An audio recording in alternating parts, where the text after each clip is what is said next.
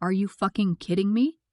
Because this past weekend, thousands of Americans descended on Washington, D.C., demanding something that used to be unthinkable: the removal of a sitting president. Not through an election, through impeachment. The Remove the Regime protest brought together activists, veterans, families, and musicians at the Lincoln Memorial, all with one message: Donald Trump must go. Now. But here's the kicker. This wasn't a nationwide protest. Unlike the No Kings rallies that drew an estimated 7 million people across all 50 states last month, this was laser-focused on D.C., a surgical strike at the heart of power.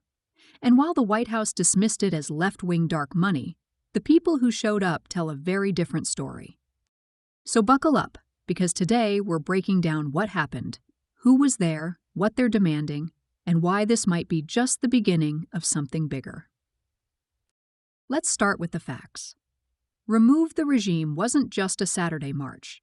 It was a 3-day coordinated action organized by the Removal Coalition, a coalition of nearly 24 activist groups including 50501, FLAIR, Citizens Impeachment, and American Opposition. Thursday, November 20th, kicked things off with what organizers called direct congressional lobbying. And they didn't come alone. Texas Representative Al Green, yes, the same Al Green who was censured earlier this year for protesting during Trump's joint address to Congress, led activists directly to Capitol Hill. They marched into congressional office buildings in groups, with experienced guides leading the way, lobbying lawmakers face-to-face for impeachment and removal. Think about that for a second. This wasn't tweeting at your senator. This was showing up at their office, in person, demanding they do their constitutional duty. Friday, November 21st, continued with more lobbying training, a veterans rally at 2 p.m., and, because even resistance needs levity, a comedy church fundraiser that evening. The comedy show sold out, by the way. All artists donated their time, with proceeds going to cover event costs. Then came Saturday, November 22nd, the main event. At noon, crowds gathered at the Lincoln Memorial for speeches, live music, and comedy. The Dropkick Murphys headlined, a Celtic punk band that's been the soundtrack to working-class resistance for decades. Singer-songwriter Earth to Eve also performed. This wasn't just a protest, it was a cultural moment. After the rally, protesters marched along the National Mall. Reports put the crowd size in the thousands, not millions like No Kings, but concentrated and focused.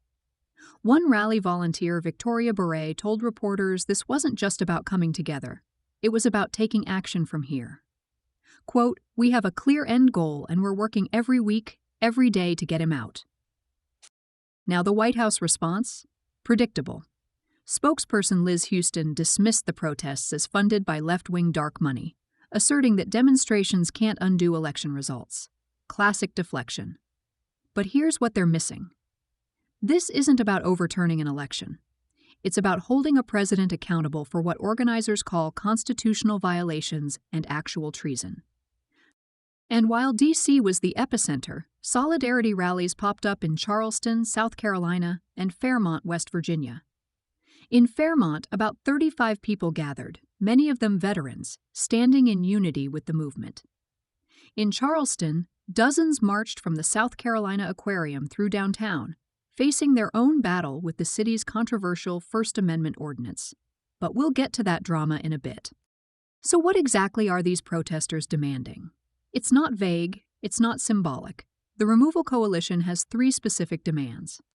1. Impeach Donald Trump. 2. Convict Donald Trump. 3. Remove Donald Trump from office. But why? What's the case they're making? According to the organizers' website and statements, Trump has committed what they describe as actual treason.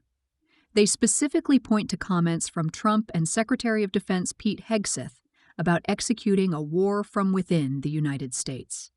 That language, protesters argue, closely mirrors constitutional clauses on treason and grounds for impeachment. They're also calling out the deployment of National Guard troops to American cities.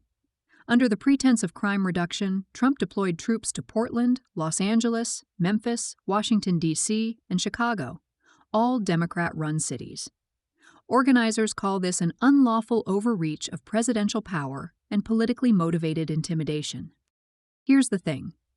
they're not wrong about the legal questions.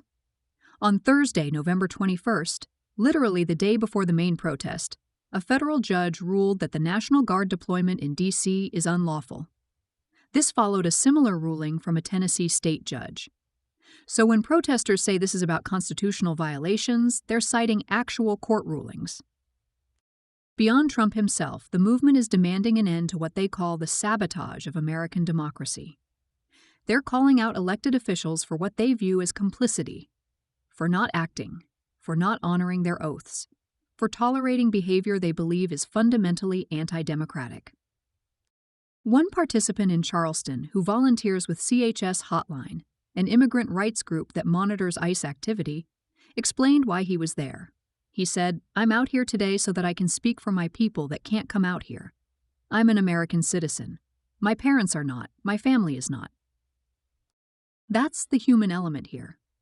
For many protesters, this isn't abstract political theater. Organizers spoke about ICE detaining individuals without adequate information, families struggling to access health care, benefits disrupted during the recent record-breaking government shutdown, benefits that still aren't back to normal for many people. One woman who traveled 36 hours on a bus from Ohio to D.C. shared her story.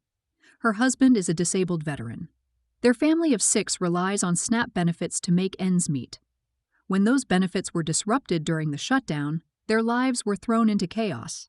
She warned reporters she might cry talking about why she was there, because the stakes are personal.